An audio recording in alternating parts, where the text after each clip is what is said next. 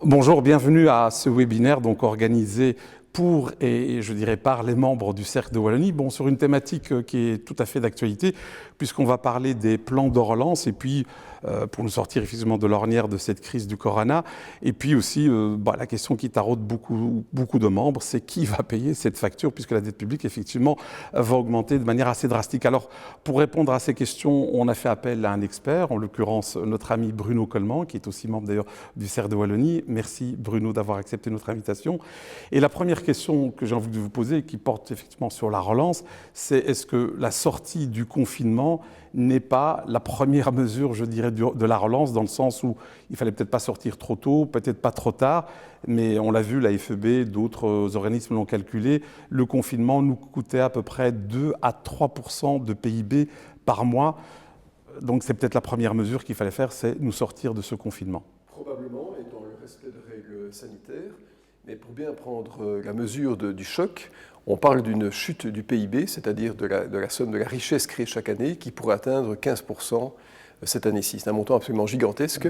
Et quand on compare la Belgique à d'autres pays comme les Pays-Bas ou l'Italie, manifestement, ce sera très élevé chez nous, et peut-être plus élevé chez nous que dans d'autres pays, parce que notre économie étant très ouverte, nous dépendons de la croissance d'autres pays, de l'attraction d'autres pays, tant en matière d'importation que d'exportation, pour l'économie belge. Alors bien sûr, le confinement était un choc, le déconfinement serait une amorce de relance, mais il ne faut se faire aucune illusion. Le déconfinement va être extrêmement lent, graduel, progressif, et s'il commence maintenant, ce sont pour des métiers de proximité, parce que structurellement, les industries, les métiers de forte densité de personnes, de rapprochement de personnes, vont être bloqués encore pendant des trimestres. Et on peut s'attendre, à mon avis, à une relance de l'activité qui va durer 1 voire 2 ans, s'il n'y a pas, bien sûr, de seconde ou de troisième vague d'épidémie. Donc ça va être extrêmement lent. Et donc le choc pour l'économie belge sera gigantesque. Ce ne sera pas la croissance des prochains mois ou trimestres qui va rattraper le choc qu'on vient de vivre. Tout ce qui est perdu maintenant est définitivement perdu. Il n'y aura pas d'effet de rattrapage. Alors Bruno Coleman, vous êtes patron de banque, vous êtes surtout aussi connu comme économiste. Les économistes sont plutôt des gens de chiffres. Or ici, on voit que les économistes parlent beaucoup de certaines lettres, en parlant d'une reprise qui pourrait se faire en V, en U, en L, en W. J'ai envie de vous poser 2 questions. 1, expliquez-nous pourquoi toutes ces lettres. Et 2, quelle est votre lettre à vous? Sous quelle forme va prendre cette reprise? Oui, alors pourquoi est-ce qu'on utilise des lettres? Parce qu'on veut, de manière métaphorique, désigner la reprise. Un V, c'est un choc très important, vite rattrapé. Un W, c'est un choc important, quelques oscillations avant une reprise. Et un L, qui est sans doute le scénario dans lequel on va être, c'est un choc économique qui est poursuivi par une lente reprise. Donc c'est un L dont la partie horizontale augmente, mais très légèrement. On ne sait pas dans quel scénario on va être. En tout cas, le choc est connu maintenant. J'ai plutôt l'impression qu'on va être dans une situation de L, c'est-à-dire une reprise extrêmement graduelle. Mais ce sera à démontrer. Il est possible d'ailleurs qu'on ait encore quelques culbutes dans l'économie, parce que la période des vacances n'a pas encore commencé. La reprise en septembre est tout aussi indécise, et donc il est possible qu'on ait en fait une économie qui descend en escalier, avant peut-être de remonter de manière lente, par petits escaliers, en tout cas plus petits que ceux qu'on aurait descendus quand on aurait vécu le choc. Alors vous avez accordé pas mal d'interviews récemment, on vous a beaucoup sollicité effectivement par les médias, et vous dites que le problème principal, en tout cas de nos entreprises en Belgique, c'est pas nécessairement un problème de liquidité, mais un problème de solvabilité. Alors pourquoi est-ce que vous dites ça ? Oui, donc la solvabilité, c'est le niveau des capitaux propres qui sont détenus par une société. Ces capitaux propres sont là pour absorber les chocs, les pertes, comme dans le domaine bancaire, où les capitaux propres sont là pour absorber les pertes de crédit, par exemple. Mais c'est valable pour toutes les entreprises. Puis la liquidité, c'est l'accès aux lignes de crédit, c'est l'accès au cash. Et ce qu'on voit très clairement maintenant, c'est que le cash est disponible. Donc les États ont tiré la leçon de 2008, savent exactement comment faire pour injecter du pouvoir d'achat dans l'économie. Ça se fait au travers de rachats d'obligations d'État par la Banque centrale, qui en échange d'obligations d'État émet de la monnaie. Cette monnaie arrive auprès des États, mais est diffusée dans l'économie, et donc la liquidité est présente. Ça ne veut pas dire pour autant que le pouvoir d'achat final est obtenu, mais la liquidité est là, et les banques aujourd'hui peuvent financer les entreprises à des taux extrêmement réduits. Par contre, et donc la liquidité n'est pas un problème. Par contre, ce qui est important, c'est le choc que vivent certaines entreprises. Quand une entreprise n'a plus de clients, et naturellement, elle doit absorber des pertes qui vont réduire sa solvabilité, c'est-à-dire la mise de fonds des actionnaires préalablement au choc. Alors, on parle beaucoup de plan de relance, on va y revenir, je dirais, dans le détail avec vous. Mais est-ce que vous ne pensez pas, et c'est le cas par exemple d'un certain nombre d'économistes qui entourent le Premier ministre en France et qui lui disent de manière majoritaire, ne parlez pas encore trop tôt de plan de relance. Pourquoi? Parce qu'il faudrait d'abord faire une sorte d'état des lieux, une sorte d'état des dégâts provoqués par ce corona. Et ensuite aussi parce qu'avant de prendre les mesures, on doit d'abord voir ce que font d'autres pays voisins pour justement pouvoir coordonner ces mesures. Est-ce que vous partagez un petit peu ce sentiment? Et le premier plan de relance, c'est d'assurer au niveau de la consommation finale un certain niveau de pouvoir d'achat. C'est fait par du chômage technique ou partiel, c'est fait par des revenus de remplacement pour les indépendants. On a à peu près 1,7 million de personnes qui en bénéficient aujourd'hui. Et ça permet donc d'assurer qu'en fin de chaîne, en fin de circuit économique, les gens ont un pouvoir d'achat suffisant pour pouvoir assurer leurs tâches quotidiennes. Et c'est loin d'être parfait. Par contre, je ne suis pas de l'école, je n'appartiens pas à l'école qui consiste à dire qu'il faut attendre. C'est maintenant qu'on peut dégager des budgets. Parce que les projets d'investissement prennent beaucoup de temps, 3 ans, 5 ans. Ça peut être une occasion d'assurer la transition climatique. Toute la question est de savoir comment on finance ces plans. Et la réponse est évidente, ce sera par l'endettement public. Pourquoi? Parce qu'on ne va pas solliciter l'épargne existante des particuliers, qui est d'ailleurs mise en réserve de manière extrêmement précautionneuse, mais c'est à l'État de dépasser les frayeurs individuelles par l'endettement public, et cet endettement public peut servir non seulement à donner du pouvoir d'achat, c'est le cas maintenant, mais aussi à mettre en œuvre des investissements. Donc attendre, à mon avis, est une erreur. D'ailleurs, il y a un exemple connu en économie, c'est les années 30 aux États-Unis. Tout jour d'attente a en fait alimenté ce qu'on a appelé la grande récession des années 30. Cette grande récession aurait pu être évitée si les pouvoirs publics immédiatement avaient pris conscience de l'envergure du choc et avaient anticipé Roosevelt de 2 à 3 ans. Donc ne pas gamberger, agir immédiatement. Absolument. Alors, l'économie, c'est des rouages relativement sophistiqués, mais c'est beaucoup aussi de la psychologie humaine. Et notamment, c'est la confiance. C'est ce qui fait tourner l'économie. Est-ce que le vrai deuxième plan de relance, ce serait de retrouver cette confiance? Et donc, en fait, cette confiance, au-delà des U, des V, des W auxquels vous avez fait allusion, ce sera quand il y aura un vaccin ou un traitement? Oui, probablement. C'est très difficile pour le gouvernement actuellement d'insuffler un niveau de conscience parce que tant dans le domaine sanitaire que dans le domaine logistique, nous sommes dans l'incertitude. Et donc on ne peut pas demander à des gouvernants qui sont censés nous diriger d'apporter des réponses qui sont aujourd'hui inexistantes. Mais je pense que la bonne réponse à donner, c'est d'assurer, je le disais, en fin de chaîne, un pouvoir d'achat satisfaisant aux personnes qui n'ont pas d'emploi. C'est ça la réalité. Parce que si à un moment, il y a un sentiment d'abandon, de perte de repères, alors, de manière sociologique, les gens vont commencer à se rebeller, à se poser des questions quant à la stabilité des structures socio-étatiques. Et donc le gouvernement maintenant a raison d'avoir agi comme il l'a fait. Et nous avons une grande chance, c'est de vivre dans un État qu'on qualifie de social ou de providentiel. C'est un État au sein duquel on aide les citoyens en difficulté, dans une proportion qui aurait été impensable il y a quelques trimestres, mais c'est une réalité qui, au prix de l'endettement public, se met en activité et permet d'assurer les premiers besoins d'une grande partie de la population. Alors vous faites allusion un petit peu en filigrane qu'il faut aussi éviter, par exemple, une forme de révolution sociale, une colère de la foule, des citoyens. Et justement, c'est une des questions qu'a posé un des membres du Cercle, c'est est-ce que vous êtes en faveur, par exemple, de ce qu'on appelle une allocation universelle ou un revenu universel? C'est une thématique qui a été souvent discutée à gauche, à droite. Est-ce que c'est le moment de l'instaurer ou pas? C'est une idée à laquelle je n'ai jamais été très favorable, sauf en matière de pension, de retraite, qui sont d'ailleurs bien assurés en Belgique, et c'est un phénomène important, puisqu'une grande partie de la population qui est vieillissante bénéficie de retraite. Mais aujourd'hui, si le problème, c'est le pouvoir d'achat ultime du consommateur, alors effectivement, pourquoi ne pas assurer une allocation universelle? C'est en fait un substitut au chômage technique, c'est un substitut au revenu de remplacement des indépendants, mais on peut imaginer des systèmes beaucoup plus sophistiqués. Par exemple, utiliser les cartes de type Sodexo et autres, qui sont des cartes qui permettent donc d'acheter des aliments au pays des restaurants, dont la consommation est parfaitement orientée vers des besoins primaires, qui permettent d'accumuler de l'argent avec une date de péremption, et donc ça permet d'orienter les besoins vers la consommation des particuliers, la consommation immédiate des biens de première nécessité. Donc des solutions existent, et je n'exclus pas un moment qu'on mette en œuvre ce genre de mesures. Maintenant, si on met en œuvre une allocation universelle, la question est de savoir, est-ce que tout le monde la mérite? Est-ce que tout le monde en a vraiment besoin? Une idée que j'avais émise serait d'en donner sur base d'une déclaration, c'est ce qu'on fait d'ailleurs pour les indépendants, mais que cette indemnité soit l'année prochaine fiscalisée, c'est-à-dire déclarée à l'impôt des personnes physiques, et qu'en fonction des revenus globaux d'une personne, elle soit totalement taxée si la personne a eu des revenus suffisants, ou totalement détaxée si la personne n'en a pas eu. Et on peut même imaginer, donc on évite les effets de seuil et les effets d'attribution, de granularité, on donne l'allocation.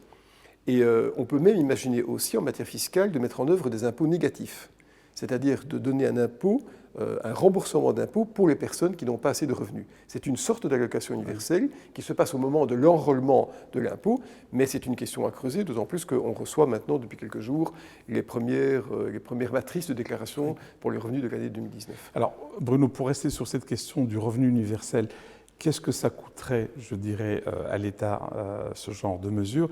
Et puis deux, est-ce que vous n'avez pas peur, c'est une critique qui revient assez régulièrement, qu'on envoie un mauvais message à la population, c'est-à-dire que même en ne travaillant pas, on reçoit un quelque chose que vous n'avez d'ailleurs pas évalué. C'est 800 €, 1000 € par mois, plus, moins? C'est très compliqué. Des économistes plus compétents que moi ont fait des calculs, ils arrivaient à des coûts de 20 à 30 milliards d'euros par an, mais c'est-à-dire bien moindre, un montant bien moindre que le choc du PIB. Et alors, quel est le montant? C'est très compliqué parce qu'on peut le moduler dans le temps. On l'estime d'habitude à 750 000 €, et ce sera toujours trop pour certaines personnes et pas assez pour d'autres.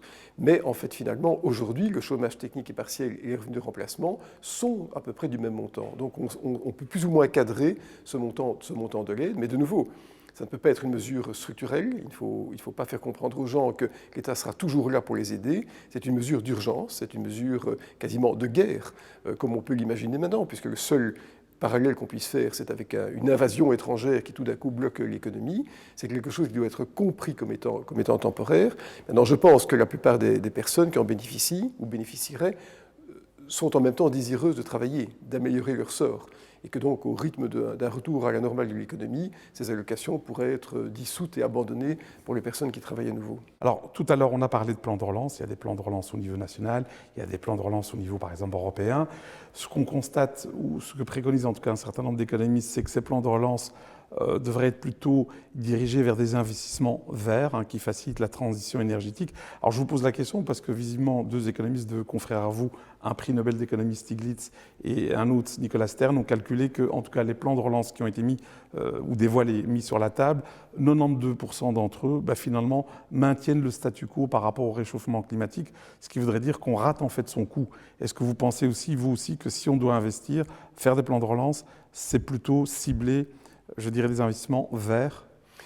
Je pense qu'il faut travailler en deux stades. Aujourd'hui, les plans de relance vont servir essentiellement à financer des dépenses sociales, c'est-à-dire l'aide aux particuliers, l'aide aux entreprises, parce que mettre en œuvre des investissements demande beaucoup de temps, demandera beaucoup de réflexion et d'une coordination au niveau européen, d'autant plus que tous ces investissements vont être in fine financés par la Banque centrale européenne. Donc des critères vont devoir être établis à un niveau collectif.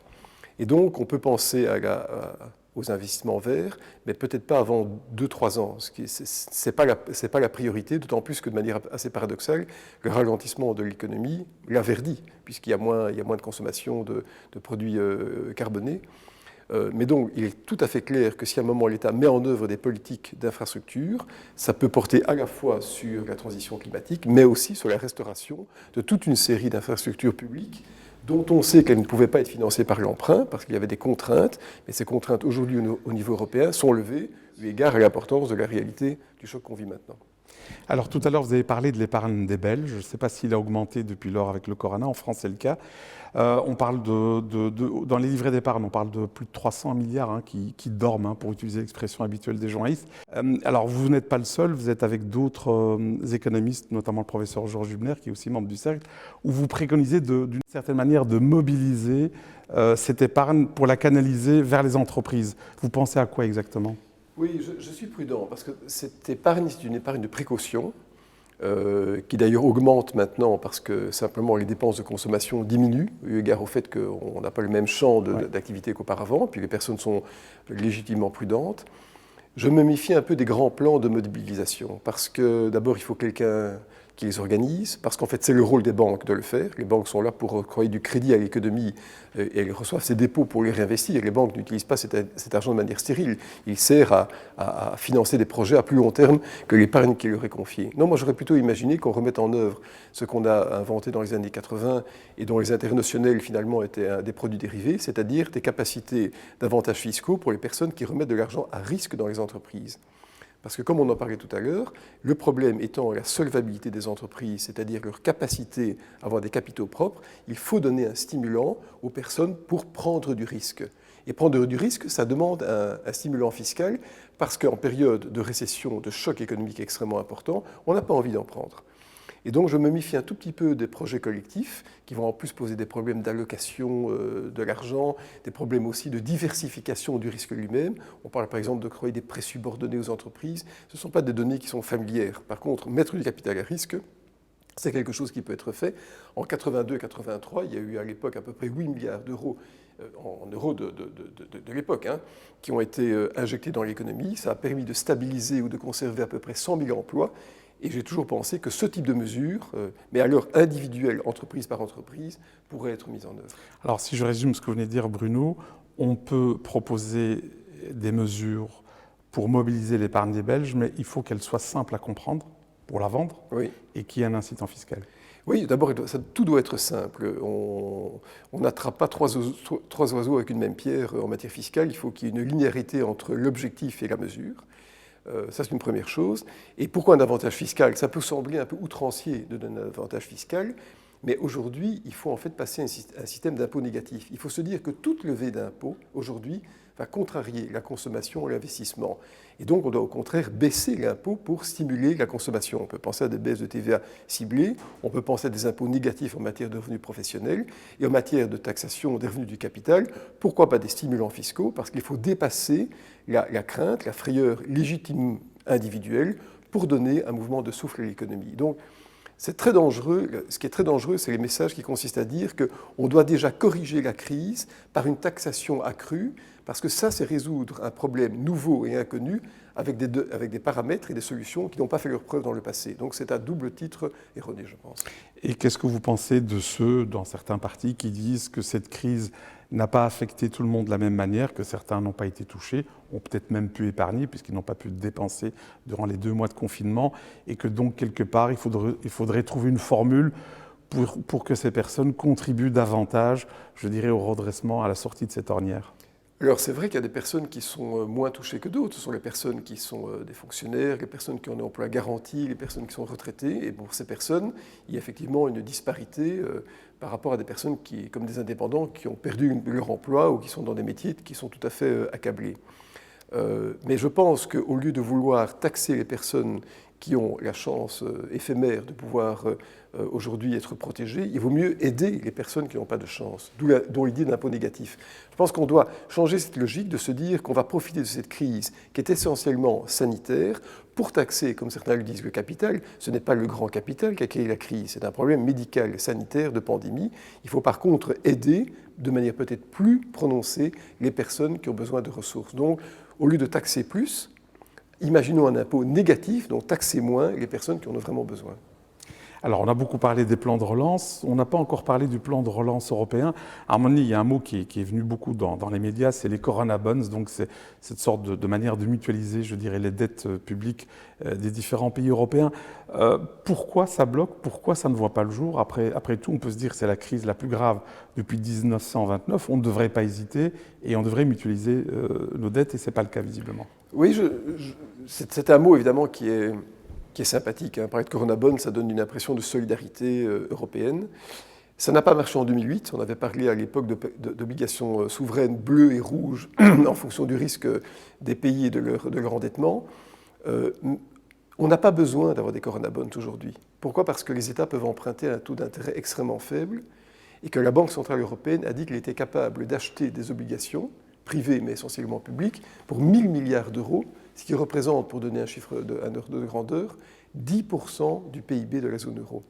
Et en fait, quand la Banque centrale européenne achète des obligations, et imprime de la monnaie, elle crée en fait des corona bonds. Elle n'en émet pas, mais elle achète des obligations de chaque pays dans la proportion de ces pays dans son capital.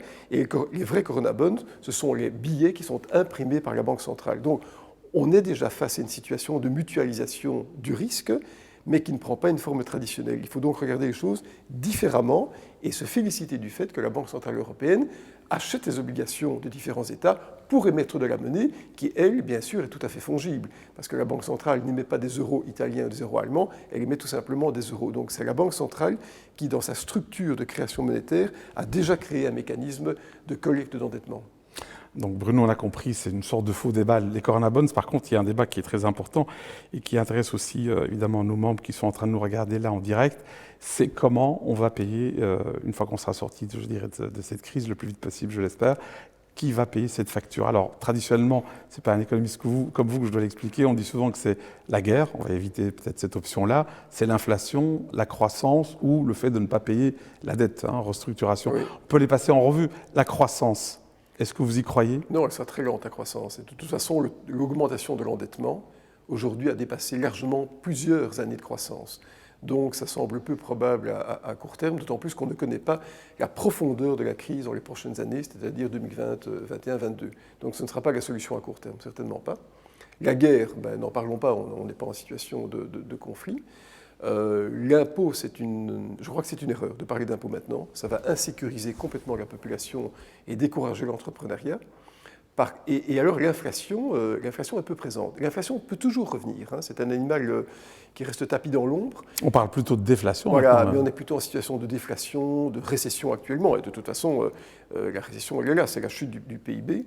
Et pourquoi on ne parle pas beaucoup d'inflation? Parce que l'inflation, d'habitude, est créée par un afflux monétaire qui dépasse ce que l'économie est capable d'absorber. Donc quand on imprime trop de billets par rapport à ce que l'économie est capable d'absorber, les billets en trop, les billets inutiles, valent moins, leur pouvoir d'achat baisse, et ça s'appelle de l'inflation. Mais cette situation d'avoir de l'inflation, ça n'a pas toujours été le cas, c'est souvent le reflet d'une période de plein emploi. Quand on imprime de la monnaie et qu'on est en plein emploi, on a de l'inflation. Nous ne sommes pas en plein emploi. Au contraire, nous avons un déficit gigantesque d'emploi. Donc il est tout à fait peu... Et en plus, les personnes individuelles ont un comportement prudent et non pas un comportement de frénésie d'achat. Donc il est tout à fait, à mon avis, improbable qu'à court terme, l'inflation revienne. Au contraire, ce serait la déflation. Alors, qui va payer cette crise? Eh bien, je pense qu'elle va être diluée dans les bilans des banques centrales. Ça paraît un peu bizarre comme propos, mais comme les banques centrales achètent des quantités extrêmement importantes d'obligations, émettent de la monnaie, que cette monnaie ne crée pas d'inflation, ces dettes vont être logées dans le bilan des banques centrales et remplacées par d'autres quand elles arriveront à échéance. Et donc, on peut imaginer qu'une partie des dettes publiques soit maintenant, de manière infinie, financée par les banques centrales. Les banques centrales, elles ont une capacité que personne d'autre ne possède, elles peuvent créer de la monnaie, parce qu'elles possèdent l'attribut de confiance qui donne de la valeur à la monnaie, ce que personne d'autre ne peut faire. Et donc, quand une banque centrale dit « j'achète des obligations contre de la monnaie et je conserve ces obligations », en fait, elle donne sa confiance aux billets qui sont imprimés, tout en donnant, on va dire, de la stabilité infinie aux dettes qu'elle a achetées. Eh bien voilà, nous avons des banques centrales qui vont acheter peut-être 30, peut-être 40% un jour des dettes publiques de la zone euro et qui vont de manière infinie les garder, en tout cas pour la Banque centrale européenne, dans son bilan. Situation qu'on connaît au Japon et qui d'ailleurs n'a démontré aucune inflation, puisque la dette japonaise est à peu près égale à 250% du PIB, c'est-à-dire à peu près 2,5 fois ce qu'on connaît chez nous, sans avoir la moindre inflation, et ça depuis longtemps. Et là, il n'y a pas un danger pour la valeur de l'euro à terme? Parce que là, on imprime, on fait tourner les presses, mais il n'y a pas de contrepartie, il n'y a pas de création de valeur, il n'y a pas de création de richesse? Il n'y a jamais de contrepartie à la monnaie, puisque avant nous avions un régime d'étalons or, et donc il fallait une quantité d'or qui garantissait la monnaie. C'était le cas jusqu'en 71, ça a disparu depuis. Aujourd'hui, la monnaie est basée sur un attribut de confiance.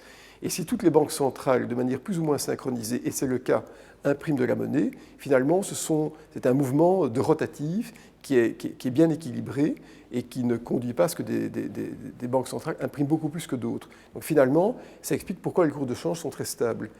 Si une banque centrale commençait à imprimer beaucoup plus de monnaie qu'une autre, on verrait à un moment dans les cours de change qu'une monnaie s'affaiblit parce qu'elle est trop imprimée. Ce n'est pas le cas entre l'euro et le dollar. Alors Bruno, entre-temps, on a reçu un certain nombre de questions en direct de la part de nos membres. L'une d'elles, c'est: serait-il possible d'avoir l'avis du professeur Coleman sur l'idée de micro-taxe sur les transactions financières en tant que solution potentielle? Oui, donc la microtaxe, c'est une taxe qui porterait sur toutes les transactions financières, qui est extrêmement faible. Et en fait, ça conduit essentiellement à être une taxe sur la consommation. Alors, différents calculs ont été faits qui pourraient démontrer que si cette taxe est de moins d'1%, chaque petite transaction qu'on fait conduirait à peu près à rapporter tout le budget de l'État. C'est un véritable débat parce que la taxe sur la consommation n'est pas une taxe très juste. Nous avons un système actuellement en Belgique qui est fondé sur ce qu'on appelle la capacité contributive. Plus on a de revenus, plus le taux d'épargne, plus le taux de taxation est important, parce qu'on est capable de mettre de l'argent de côté. En fait, ce qu'on taxe en Belgique, c'est la capacité à créer de l'épargne. Et plus on est en situation de pouvoir épargner, plus on est taxé sur chaque euro que marginalement on gagne. Là, on parle d'un autre système qui est une taxe sur la consommation. Et c'est une taxe qu'on pourrait considérer comme étant socialement discutable parce que ce ne sont pas les revenus d'une personne, mais ce sont simplement les montants consommés. Alors, certaines théories, d'ailleurs un économiste anglais qui s'appelait Calder qui l'avait développé, partent de l'idée que ce qui est important, ce n'est pas tellement ce qu'on reçoit comme revenu, mais ce qu'on utilise comme consommation, c'est-à-dire comme infrastructure globale de l'économie. Ça conduit à une autre théorie, mais qui est très très éloignée de ce qu'on connaît maintenant. Donc je pense que c'est une idée qui est intéressante, qui doit être étudiée, mais qui ne serait pas du tout opérative pour le moment. Alors une question de Dominique Jonkers. Pouvez-vous nous expliquer les enjeux du jugement du tribunal de Karlsruhe en Allemagne, ça date d'hier je pense, sur la licéité du programme de rachat d'obligations de la BCE? Peut-être un peu expliqué, ça a l'air assez technique un petit peu. Non, mais c'est une question très importante. Donc là, il faut savoir que dans l'article, je crois de mémoire 88 de la Constitution allemande, il est bien indiqué que l'État fédéral allemand délègue, je crois même temporairement, le pouvoir de battre monnaie, donc d'imprimer des billets, à la Banque centrale européenne. Et donc les Allemands ont toujours été très réticents quant au fait de déléguer la création monétaire à un institut international, parce que dans la logique protestante et ascétique allemande, on ne peut pas dévoyer la monnaie. La monnaie, c'est l'être suprême, ça s'assimile à la divinité, à l'État. Et donc, les politiques de la Banque centrale sont revues par une sorte de cour constitutionnelle qui, hier, a demandé à la BCE, donc à la Banque centrale européenne, 3 mois pour justifier ces acquisitions d'obligations. Je pense que la réponse sera donnée et que les Allemands ne poseront pas problème, mais ça montre quand même que de nature idéologique, il y a des personnes qui ne sont pas d'accord avec cette création monétaire qui est en train de s'annoncer. Or, elle est pourtant nécessaire au bénéfice de tous les pays, dont l'Allemagne, parce que les économies étant maintenant complètement interconnectées, enfin en tout cas très intégrées au niveau européen, nous partageons la même monnaie, il faut que chaque pays agisse de manière synchrone. Ce qui est plus inquiétant, je pense, pour la zone euro, et c'est un phénomène dont on parle peu, c'est en fait la fermeture des frontières. Heureusement, elles vont sans doute être réouvertes pendant les vacances ou à partir des vacances, mais si on avait vécu ou imaginé un monde où les frontières auraient été complètement fermées et bloquées pendant 3 ans, 5 ans, je le répète, situation improbable, mais néanmoins intéressante d'un point de vue théorique, eh bien à un certain moment, on aurait vu qu'un euro allemand n'aurait pas eu le même pouvoir d'achat qu'un euro français. Donc c'est en fait la liberté de circulation des biens et des capitaux qui équilibre la valeur de l'euro dans les différents pays de la zone. Mais donc on n'est pas du tout aujourd'hui, je pense, devant une crise institutionnelle, mais au sein de la Banque centrale, il y aura certainement des débats animés entre les pays du Sud qui ont besoin de la Banque centrale pour racheter leur dette publique et les pays du Nord qui sont un peu plus rétifs à cette idée. Bruno Coleman, on arrive à la fin de ces webinaires. Il ne me reste plus qu'à vous remercier au nom des membres du Cercle de Wallonie pour votre temps et surtout pour votre expertise.